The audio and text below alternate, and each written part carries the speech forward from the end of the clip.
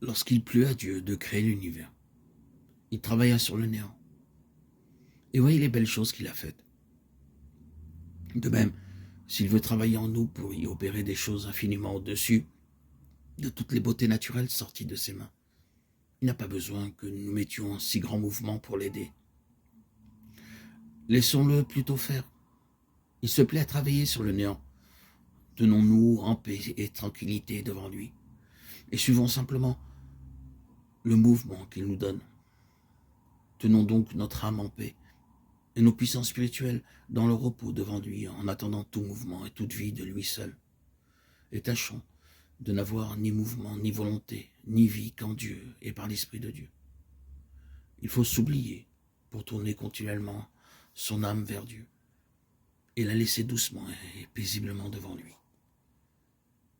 La grande occupation de votre âme doit être de modérer ses mouvements et d'acquérir une humble soumission et abandon entre les mains de Dieu.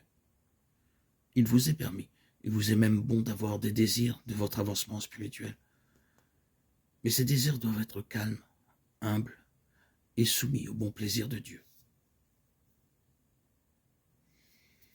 Un pauvre qui demande l'aumône avec violence, impatiente et n'obtient rien, s'il la demande avec humiliation, douceur et affection, il touche les hommes à qui il demande.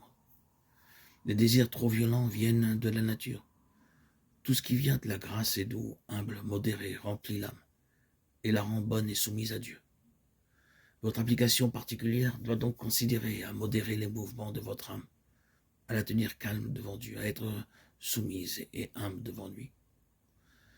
Vous désirez avancer dans la voie de la sainteté. C'est lui qui vous donne ce désir. C'est aussi lui qui doit l'accomplir. Saint Paul dit que Dieu nous donne le vouloir et le faire. Nous ne pouvons rien vouloir dans l'ordre de la grâce par nous-mêmes. Dieu nous donne ce vouloir. Quand nous l'avons, nous ne pouvons pas en venir à l'exécution par nous. Dieu nous donne de le faire. Notre rôle à nous, c'est d'être fidèles à suivre la conduite de Dieu, à le laisser faire en nous ce que bon lui semble. Nous tracasser, nous empresser pour exécuter ce qu'il nous inspire de bons désirs, c'est gâter l'œuvre de la grâce en nous, c'est reculer notre perfection. Ne cherchons pas à être parfaits tout de suite.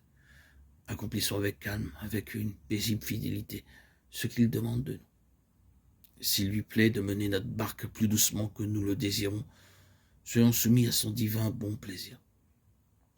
Lorsque nous voyons toujours les mêmes défauts en nous, tenons-nous dans notre bassesse devant lui. Ouvrons-lui notre âme afin qu'il voie nos plaies et nos cicatrices, et qu'il lui plaise de nous guérir quand et comme il lui plaît. Tâchons seulement de ne pas suivre l'impulsion de ses défauts, et pour cela, employons ce seul moyen de nous tenir alors humblement prosternés devant lui, à la vue de notre pauvreté et de notre misère, supportant les assauts de ses défauts avec calme, patience, douceur, confiance et humilité devant Dieu. Bien décidés à être tout à lui au milieu de ses défauts, à ne pas les suivre et à les supporter jusqu'à la fin de notre vie, si tel est son bon plaisir.